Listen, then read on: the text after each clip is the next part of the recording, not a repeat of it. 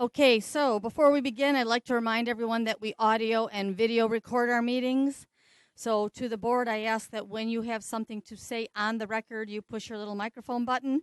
And when you're finished, push it again so we don't pick up anything you don't want on the record. And since we only have so many active mics at a time, it helps to keep the flow going. So with that, I will turn it over to Director McGallis, our committee chairman. I'd like to call the Finance Committee meeting to order. Would the Secretary please call the roll? Director Colson? Here.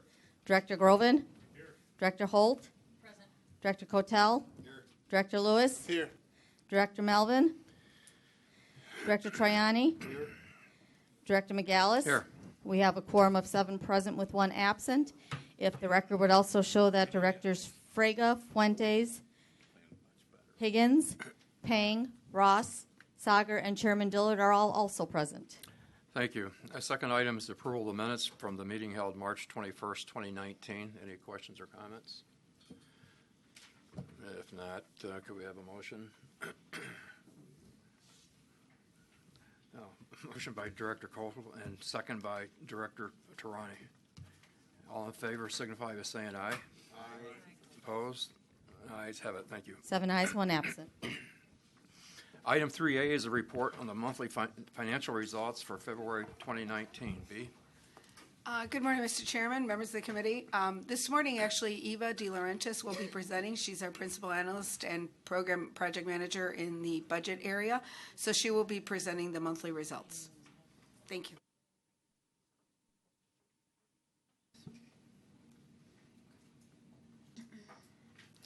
Good morning, Mr. Chairman and members of the board. Today I'm presenting the year-to-date financial results through February. Ridership and operating revenue continued to perform unfavorably in February, another very cold month, although to a lesser degree than in January. The service boards continued to control their expenses, which helped mitigate the overall financial results.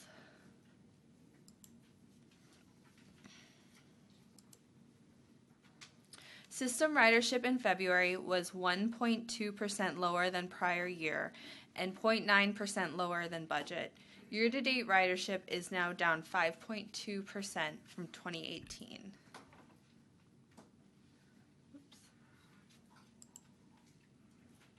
Back on the summary table, we can see that we have yet to climb out of the ridership hole established in January from the polar vortex. CTA had the least unfavorable performance and Pace Suburban Service the largest through February. In total, the system is 3.9 million rides short of budget year to date.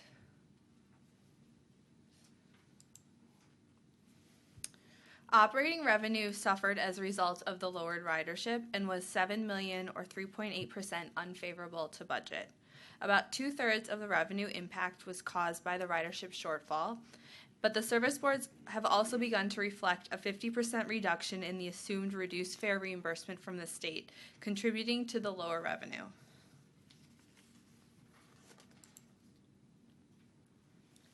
The public funding section of the dashboard shows that results are unfavorable through February due to unfavorable sales tax for January and unfavorable PTF results. If you remember, December sales tax results, which we reported on last month, were essentially flat to prior year. We could be seeing some slowing in performance. However, January results were probably also impacted by the polar vortex. 2018 finished with 4.1% overall growth in pre-surcharge RTA sales tax receipts, so we are optimistic for 2019. System-wide operating expenses in February were $5.8 million or 1.2% favorable to budget, with all 3 service boards reporting favorable to budget results. Each of the service boards benefited from lower than budgeted fuel prices. PACE's results were 7.1% favorable to budget, highlighted in light blue, due to favorability in all categories except overhead.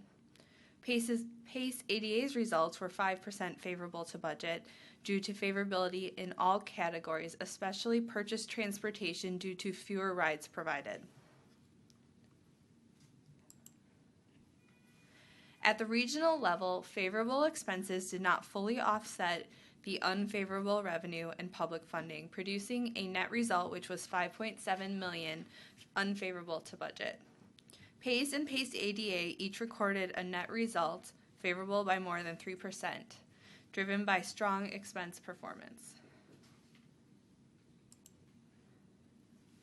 Through February, the regional recovery ratio of 45.8% is unfavorable to budget by 1.2 percentage points.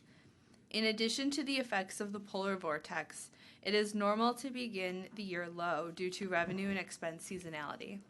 We'll watch for the recovery ratio to strengthen back toward the 50% level as the year progresses. The fair revenue recovery ratio of 32.4% and the all revenue recovery ratio of 38.5% were both significantly lower than prior year, reflecting the weather-related ridership impact on fare revenue. In the right section, CTA and Metro reported unfavorable results driven by unfavorable revenue. PACE and PACE ADA both reported favorable results due to expense performance. In summary, the Service Board's expense performance in February continued to be strong, helping to offset the effects of ridership and revenue losses. We fully expect the financials to stabilize as the year goes on, and in fact, the recovery ratio has already improved from 2 points unfavorable to 1.2 points unfavorable. Nonetheless, the service boards have begun the year with a significant operating revenue deficit and will need to monitor future results closely to confirm an improving trend.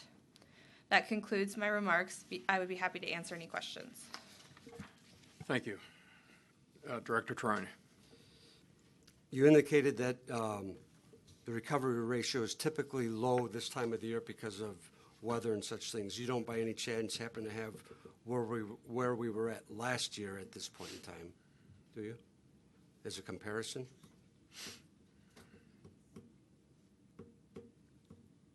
We don't have it here, but we could provide it, I'm sure, before the end of the meeting. I was just curious. We'll ask Doug, too. Thank you. Well, obviously, the best thing that we see are the service boards doing a good job at holding the line on their expenses. So that certainly minimizes the amount of impact we're seeing with the recovery ratios Doug talked about.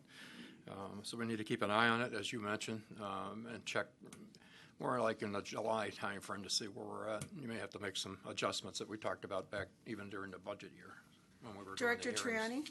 Triani, last year at this time, it was 47.7%. What was the variance? So what was it this time? So that right now it's 45.8, so that's like 1.9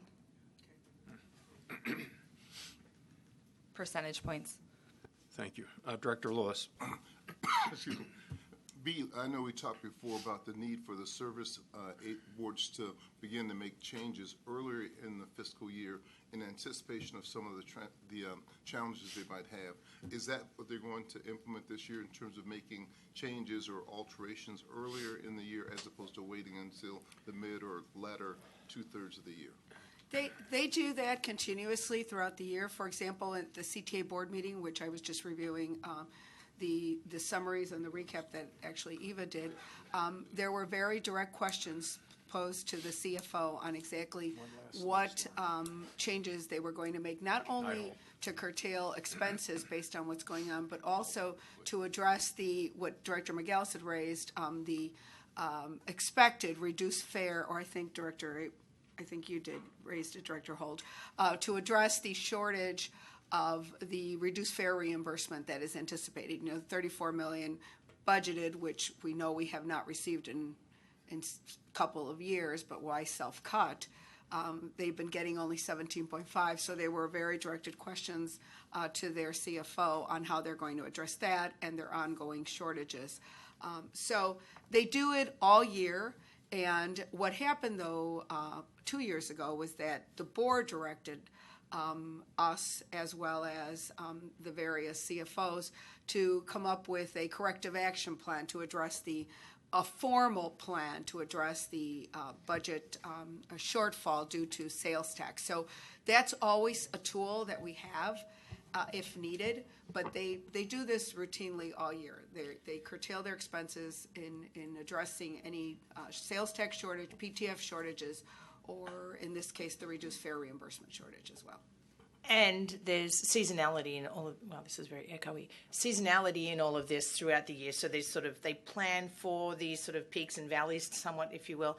The other thing that the nuance from 2 years ago, not a nuance, it was much more than a nuance, was the major state cuts that we felt we were experienced when the state budget was passed. So they were unanticipated cuts that they sort of came in mid-year for us, our mid-fiscal year, even though it's the beginning of the state's year.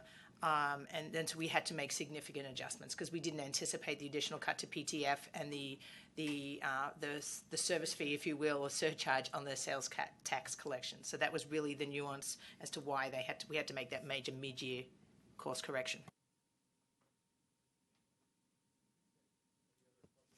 Any other questions or comments? If not, could we have a motion to adjourn? Motion by Director Lewis, seconded by Director Melvin. All in favor, signify by saying aye. Aye. Opposed? The ayes have it. We're adjourned. Thank you.